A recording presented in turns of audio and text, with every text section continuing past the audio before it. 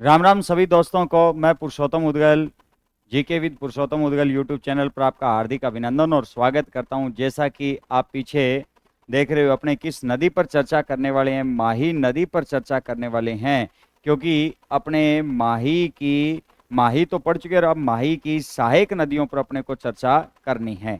तो देखो, माही से संबंधित सहायक नदियां, माही की जो सहायक नदियां हैं, इन पर अगर अपने चर्चा करें तो सबसे पहले अपने को माही नदी बनाना पड़ेगा। ठीक है, कौन सी नदी है? माही नदी। और माही नदी का जो उद्गम है, ये कहाँ से? मेहद झील से। मेहद झील, अम मोरू की पहाड़ियाँ, अम मोरू की पहाड़ियाँ, अम मोरू की पहाड़ी मध्य प्रदेश से माही नदी का क्या होता है? उद्गम होता है। और माही जो नदी है, ये माही नदी इस प्रकार से चलते हुए और कहाँ पर आ जाती है? गुजरात में आती है। कहाँ पर आती है? और गुजरात में आ जाती है। और गुजरात में कहाँ पर? खंबात की खाड़ी में गिरकर क्या हो जाती है? विलुप्त हो जाती है। तो माही नदी का विलुप्ति स्थल कौन सा है? खंबात की खाड़ी। तो माही नदी का समापन जो स्थल है, ये समापन स्थल कौन सा आता है? खंबात की खाड़ी आती है अपने। कौन सा है? खंबात की खाड़ी। खंबात की खाड़ी में गिरकर माही नदी क्या हो जाती है? विलुप्त हो जाती है। और खंबात की खाड़ी कहाँ पर है? गुजरात में है। कहाँ पर है? गुजरात में है। अब अपने एक बात ध्यान रखना कि माही जो नदी है, इस माही नदी पर यहाँ पर अपने एक माही बजाज सागर बांध स्थित है। कौन सा बांध है? माही बजाज सागर बांध स्थित है। कौन सा है? माही बजाज सागर बांध। क्या रहता है कि एक नदी आती है अपने, कौन सी? ईरू या एराव नदी आती है। कौन सी नदी आती है? ईरू या एराव, इसकी एक सहायक नदी आती है। ईरू या एराव। ईरू या एराव जो सहायक नदी है माही की, ये नदी प्रतापगढ़ से आती है। कहाँ से आती है ये नदी? प्रतापगढ़ से ये नदी आती है। और प्रतापगढ़ से ये नदी यहाँ से निकलकर माही बजाज सागर बांध से पहले बांसवाड़ा जिले में कहाँ पर? माही नदी में गिरकर विलुप्त हो जाती है। तो इस नदी का जो प्रवाह क्षेत्र रहता है, एक तो बांसवाड़ा में बहती है, एक कहाँ पर बहती है? प्रतापगढ़। ईरू या एराव जो नदी है, इसका उद्गम कहाँ से? प्रतापगढ़ से होता है। और कहाँ पर? बांसवाड़ा में माही बजाज सागर बांध से पहले इसमें गिरकर क्या हो जाती है? विलुप्त हो जाती है। तो माही बजाज सागर बांध से पहले, माही बजाज सागर बांध, माही बजाज सागर बांध से पहले माही नदी में गिरकर क्या हो जाती है? विलुप्त हो जाती है। कौन सी नदी? ईरू या एराव नदी विलुप्त होती है। एक अपने नदी की बात करें तो एक नदी अपने आती है, कौन सी? सोम नदी आती है। कौन सी नदी आती है? सोम नदी आती है। और सोम नदी की बात की जाए तो सोम नदी का जो उद्गम है, सोम नदी का जो उद्गम है, ये उद्गम कहाँ से होता है? बीछा मेड़ा की पहाड़ियों से होता है। बीछा मेड़ा की। और बीछा मेड़ा की पहाड़ियाँ कहाँ पर आता है? तो उदयपुर में। कहाँ पर है? उदयपुर में। तो बीछा मेड़ा की पहाड़ियाँ कहाँ पर है? उदयपुर में। ये नदी यहाँ से निकलती है। इसके बाद में ध्यान रखना, ये सलूम्बर जिले के अंदर बहती है। और सलूम्बर जिले में बहते हुए उदयपुर में बहती है। और उदयपुर से सलूम्बर में बहते हुए डूंगरपुर जिले में बहती है। और डूंगरपुर में कहाँ पर गिरती है? बेणेश्वर धाम। कौन सा धाम आता है? बेणेश्वर धाम। बेणेश्वर धाम जो है, ये कहाँ पर आता है? नेवरपुरा। नेवरपुरा। नेवरपुरा आसपुर तहसील, आसपुर तहसील। और कौन सा जिला है? डूंगरपुर जिला। डूंगरपुर जिले में माही नदी में मिलकर क्या हो जाती है? विलुप्त हो जाती है। कौन सी नदी हो जाती है? कौन सी? सोम नदी। सोम नदी के ऊपर एक बांध स्थित है। और ये बांध कौन सा आता है? सोम कागदर बांध आता है। कौन सा बांध आता है? सोम कागदर बांध आता है। तो सोम कागदर बांध है। सोम कागदर बांध आता है। सोम कागदर बांध आता है। तो ध्यान रखना कि अपने जो सोम नदी है, ये कौन सी नदी? अपने सोम नदी है। और इस सोम नदी के ऊपर एक सोम कागदर बांध स्थित है। कौन सा बांध स्थित है? सोम कागदर बांध स्थित है। इसी नदी के किनारे ध्यान रखना कि देव सोमनाथ जी का मंदिर है, जिसे बागड़ का वैभव कहा जाता है। इस नदी के किनारे एक मंदिर और स्थित है डूंगरपुर के अंदर। कौन सा है? देव सोमनाथ जी का मंदिर स्थित है। देव सोमनाथ जी का मंदिर स्थित है। देव सोमनाथ जी का मंदिर है। और देव सोमनाथ जी का मंदिर जो है, इसे बागड़ का वैभव कहा जाता है। बागड़ का क्या कहते हैं? इसे वैभव कहा जाता है। अब इन कलरों की पहचान रखना। जो नीले कलर से लिखा होगा ईरू का, रेड कलर होगा जो किससे संबंधित होगा? सोम से ही संबंधित होगा। अब अगर अपने बात करें तो एक नदी अपने आती है प्रतापगढ़ से, और प्रतापगढ़ में कहाँ से आती है, तो प्रतापगढ़ में ध्यान रखना कि एक नदी आती है जिसका नाम क्या है, जाखम नदी है। क्या नाम है, जाखम नदी है।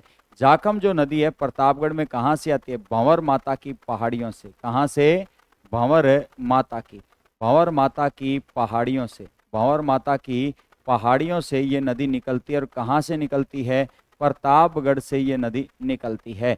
भंवर माता की पहाड़ियों से, प्रतापगढ़ से ये नदी निकलने के बाद में डूंगरपुर जिले में, डूंगरपुर जिले में आकर, ध्यान रखना, प्रतापगढ़ में बहती है। प्रतापगढ़ में बहने के बाद में कौन सा जिला है, सलूम्बर है। कौन सा है, सलूम्बर है। और सलूम्बर के बाद में डूंगरपुर जिले के अंदर बिलूरा गांव आता है। कौन सा गांव आता है, बिलूरा गांव आता है। कौन से जिले में आता है, डूंगरपुर जिले में आता है। तो बिलूरा गांव डूंगरपुर जिले के अंदर ये सोम नदी के अंदर मिलती है। किस नदी मिलती है, सोम नदी मिलती है। और सोम नदी इसका जल कहाँ पर लेकर आती है, माही में लेकर आती है। और बेणेश्वर नामक जो धाम है यहाँ पर त्रिवेणी संगम बनाती है। यहाँ पर ध्यान रखना, त्रिवेणी संगम बनता है। यहाँ पर त्रिवेणी संगम बनता है। सोम, माही, जाखम, इन तीन नदियों का यहाँ पर क्या बनता है, त्रिवेणी संगम बनता है। जाखम नदी कहाँ से आती है, भंवर माता की पहाड़ियां प्रतापगढ़ से आती है। प्रतापगढ़ में इस नदी पर एक बांध स्थित है, और ये बांध कौन सा है, जाखम बांध है। कौन सा बांध है, जाखम बांध आता है। और जाखम जो बांध है ये ध्यान रखना राजस्थान का सबसे ऊंचा बांध है। और कितना मीटर ऊंचा है, तो 81 मीटर ऊंचा है। तो ये राजस्थान का सबसे ऊंचा बांध आता है। राजस्थान का सबसे ऊंचा बांध है। कौन सा बांध है, जाखम बांध है। किस नदी पर है, जाखम नदी पर है। अब अपने एक नदी आती है, कौन सी नदी आती है, तो देखोगे एक मोरेन नदी आती है। मोरेन जो नदी है, ये मोरेन नदी डूंगरपुर से निकलती है और गलियाकोट नामक स्थान पर माही में मिल जाती है। तो कौन सी नदी अपने, मोरेन नदी है। कौन सी नदी है, मोरेन नदी। और कहाँ से आती है, ये डूंगरपुर से आती है। और डूंगरपुर जिले में ही ये नदी, ध्यान रखना, कहाँ पर मिलती है, डूंगरपुर जिले में माही में मिल जाती है। और किस स्थान पर मिलती है, तो गलियाकोट नामक स्थान पर। किस स्थान पर, गलियाकोट नामक स्थान पर माही में मिलकर क्या हो जाती है, विलुप्त हो जाती है। अब अपने बात करें तो अपने एक नदी आती है, अनास नदी आती है। कौन सी नदी आती है, अनास नदी आती है। और अनास नदी की बात की जाए तो अनास जो नदी है, अनास नदी जो है, इस अनास नदी का जो उद्गम है ऐसे अनास और ऐसे आंबेर, आंबेर गांव की पहाड़ियों से, आंबेर गांव की पहाड़ियों से, आंबेर गांव की पहाड़ियों से इस नदी का उद्गम होता है, अनास का। और आंबेर गांव की जो पहाड़ियां आती है कहाँ पर आती है, मध्य प्रदेश में आती है। आंबेर गांव की पहाड़ियों से ये नदी निकलती है। कौन सी नदी निकलती है, अनास नदी निकलती है। तो आंबेर गांव की पहाड़ियों से नदी निकलने के बाद में अपने कौन से जिले में, बांसवाड़ा जिले में प्रवेश करती है। और बांसवाड़ा के अंदर इसका जो प्रवेश है, मतलब राजस्थान में प्रवेश, राजस्थान में इस नदी का जो प्रवेश है, प्रवेश कहाँ से होता है, मेलड़ी खेड़ा, मेलड़ी खेड़ा नामक स्थान से, मेलड़ी खेड़ा नामक स्थान से राजस्थान में प्रवेश करती है। किस जिले से, बांसवाड़ा जिले से ये राजस्थान में प्रवेश करती है। यहाँ से चलने के बाद में बांसवाड़ा, और बांसवाड़ा के बाद में ध्यान रखना ये डूंगरपुर में किस स्थान पर, गलियाकोट नामक स्थान पर आकर किसमें मिल जाती है, माही में मिल जाती है। तो ये ध्यान रखना डूंगरपुर में बहती है। और कहाँ पर बहती है, बांसवाड़ा जिले के अंदर भी बहती है। ठीक है। इसके बाद में एक सहायक नदी, ध्यान रखना कि इस अनास की आती है। और अनास की सहायक नदी की अगर अपने बात करें तो अनास की एक सहायक नदी आती है, कौन सी, हरण नदी आती है। कौन सी नदी आती है, हरण नदी आती है।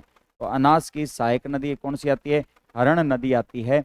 और इस हरण नदी के किनारे एक मंदिर स्थित है। और ये मंदिर कौन सा है, कालिंजरा का जैन मंदिर है। कौन सा मंदिर आता है, कालिंजरा का जैन मंदिर आता है। कालिंजरा, कालिंजरा का जैन मंदिर है, कालिंजरा का जैन मंदिर आता है। और किस नदी के किनारे स्थित है, ये हरण नदी के किनारे पर स्थित है। कौन सा मंदिर है, कालिंजरा का जैन मंदिर स्थित है। अब अपने एक अंतिम नदी आती है, और ये नदी कौन सी है अपने, तो ध्यान रखना चाप नदी है। कौन सी नदी है, चाप नदी है। चाप नदी भी ध्यान रखना बांसवाड़ा से आती है। कहाँ से आती है, बांसवाड़ा से आती है। तो चाप नदी जो है कहाँ से है, बांसवाड़ा से। तो बांसवाड़ा से चाप नदी का उद्गम होता है। चाप नदी बांसवाड़ा डूंगरपुर में बहते हुए गलियाकोट नामक स्थान पर आकर किसमें गिरकर विलुप्त हो जाती है, माही नदी में गिरकर क्या हो जाती है, विलुप्त हो जाती है। हरण नदी भी ध्यान रखना कहाँ से संबंधित है, अपने बांसवाड़ा, लेकिन ये बांसवाड़ा में बहते हुए बांसवाड़ा में किसमें गिर जाती है, अनास नदी में गिरकर क्या हो जाती है, विलुप्त हो जाती है। अब एक चीज और ध्यान रखना, अनास जो नदी है ये करक रेखा को एक बार काटती है, जबकि माही कितनी बार काटती है, 2 बार काटती है, उल्टे यू की आकृति बनाते हुए। तो अनास नदी से सबसे महत्वपूर्ण फैक्ट ये ध्यान रखना, ये करक रेखा को एक बार काटती है, करक रेखा को एक बार काटती है, एक बार काटती है, करक रेखा को एक बार काटती है। तो ये देखो कि अपने माही की जो सहायक नदियां हैं बड़ी आसान तरीके से अपने इन्हें जानने की कोशिश की है। तो एक बार थोड़ा सा मैं रिपीट कर देता हूँ। ये पहले पूरी माही नदी है। अपने क्या ध्यान रखना है कि एक प्रतापगढ़ से नदी आती है, ईरू या एराव नदी है, जो प्रतापगढ़ में बहने के बाद बांसवाड़ा में आती है और बांसवाड़ा में माही बजाज सागर बांध से पहले माही में मिलकर क्या हो जाती है, विलुप्त हो जाती है। तो ये अपने ध्यान रखना कि 1 नंबर नदी आ चुकी है, कौन सी आ चुकी है, ईरू या एराव आ चुकी है। इसके बाद में अगर अपने बात करें तो एक अपने सहायक नदी पड़ी थी, कौन सी, सोम पड़ी थी, कौन सी पड़ी थी, सोम पड़ी थी। सोम जो नदी है इसका उद्गम बीछामेड़ा की पहाड़ियां उदयपुर से होता है और बीछामेड़ा की पहाड़ियों से निकलने के बाद सुलुम्बर में बहती हुई डूंगरपुर जिले में बेणेश्वर नामक धाम जो है यहाँ पर नेवरपुरा आसपुरा डूंगरपुर में माही नदी में मिलकर क्या हो जाती है, विलुप्त हो जाती है। इस नदी के किनारे ध्यान रखना कि देव सोमनाथ जी का क्या स्थित है, मंदिर स्थित है। देव सोमनाथ जी का जो मंदिर है इसे बागड़ का क्या कहते हैं, वैभव कहा जाता है। इस नदी के ऊपर सोम कागदर बांध स्थित है। किस नदी पर, सोम नदी के ऊपर है। सोम की एक सहायक नदी आती है और ये सहायक नदी कौन सी है, जाखम नदी है। कौन सी है, सोम की एक सहायक नदी कौन सी है, जाखम। और जाखम नदी का उद्गम कहां से होता है, भंवर माता की पहाड़ियों से होता है, जो प्रतापगढ़ में बहने के बाद सुलुम्बर में बहती है, डूंगरपुर में बिलूरा गांव में ये सोम नदी में मिलकर क्या हो जाती है, विलुप्त हो जाती है। और यहीं पर इनका त्रिवेणी संगम बढ़ता है, सोम माही और जाखम का। जाखम पहले सोम में मिलती है और सोम इसका जल माही में लेकर आती है। इसके ऊपर एक बांध स्थित है, जाखम बांध, और जाखम बांध जो है ये राजस्थान का सबसे ऊंचा बांध है, 81 मीटर इसकी ऊंचाई रहती है। इसके बाद में एक नदी माही की सहायक नदी आती है, कौन सी, मोरेन नदी आती है। मोरेन नदी का उद्गम डूंगरपुर की पहाड़ियों से होता है और डूंगरपुर से निकलने के बाद डूंगरपुर में बहते हुए गलियाकोट नामक स्थान पर माही नदी में मिलकर क्या हो जाती है, विलुप्त हो जाती है। इसके बाद में अपने एक नदी आती है, कौन सी, अनास नदी आती है। कौन सी नदी आती है, अनास नदी आती है। अनास नदी, ऐसे अनास ऐसे आंबेर, आंबेर गांव की पहाड़ियों से इस नदी का उद्गम होता है, मध्य प्रदेश से। यहां से निकलने के बाद राजस्थान में प्रवेश करती है, मेलड़ी खेड़ा नामक स्थान बांसवाड़ा से प्रवेश करती है। यहां से प्रवेश करने के बाद में बांसवाड़ा में बहती है, बांसवाड़ा में बहते हुए डूंगरपुर जिले में बहते हुए गलियाकोट नामक स्थान पर, ये गलियाकोट से संबंधित रहेगी, गलियाकोट नामक स्थान पर यह माही नदी मिलकर क्या हो जाती है, विलुप्त हो जाती है। इस अनास की एक सहायक नदी आती है, अनास की एक सहायक नदी है और ये सहायक नदी कौन सी है, हरण नदी है। हरण नदी बांसवाड़ा से निकलती है और बांसवाड़ा में ही अनास नदी मिलकर क्या हो जाती है, विलुप्त हो जाती है। हरण नदी के किनारे कालिंजरा की पहाड़ी, कालिंजरा का जैन मंदिर स्थित है। कौन सा मंदिर है, कालिंजरा का जैन मंदिर स्थित है। तो इस नदी किनारे कालिंजरा क्या स्थित है, जैन मंदिर स्थित है। एक नदी आती है चाप नदी। चाप जो नदी है ये ध्यान रखना कि माही की सहायक नदियों में आती है।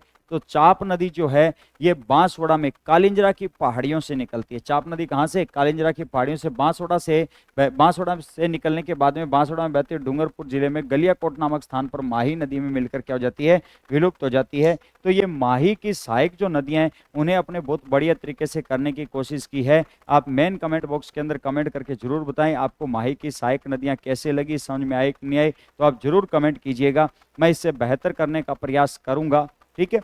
नेक्स्ट अपने जो चंबल नदी है, लूणी नदी है, इनके ऊपर भी इसी प्रकार से आपको वीडियो मिलेगी। तो आप GK with Purushottam Udgal YouTube channel को ज़्यादा से ज़्यादा शेयर करें, ज़्यादा से ज़्यादा ध्यान रखना कि सब्सक्राइब करें, लाइक करें। तो आप माही नदी के बारे में अपना जरूर विचार बताओगे, माही और माही की सहायक नदियों के बारे में, क्योंकि इससे पहले का जो वीडियो है वो माही का है और अब वाला जो वीडियो है किससे संबंधित है, अपने माही की सहायक नदियों से संबंधित है। तो जरूर आप मेन कमेंट बॉक्स के अंदर कमेंट करोगे। तो धन्यवाद, जय हिंद, जय भारत।